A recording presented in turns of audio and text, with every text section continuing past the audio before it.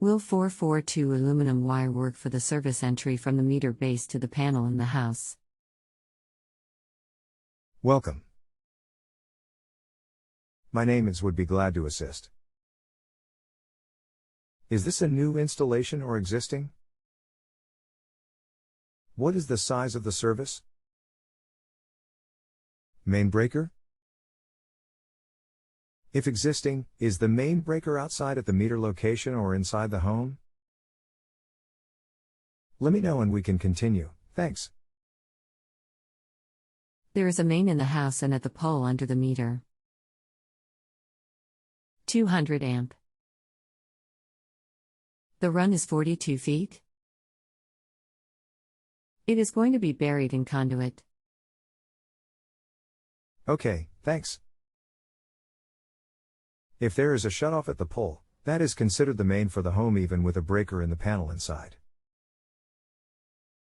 On mains to panels, you are required to use 4 wires, 2 hots, neutral and a ground.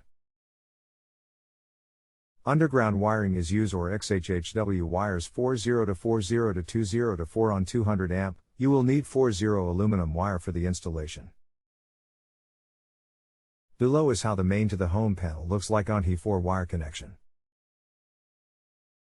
Yours may be different on the outside, but the wiring is the same, just different equipment.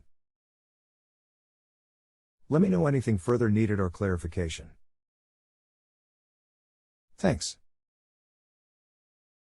Well, the only wire I can find is 40 to 40 to 20. I am not concerned with code, I just need to know if this will carry the load. There is also a ground rod at the pole and one at the house as well. That will carry the load, yes. You can purchase a separate ground number 4 wire and run with that to get the 4th wire for the ground.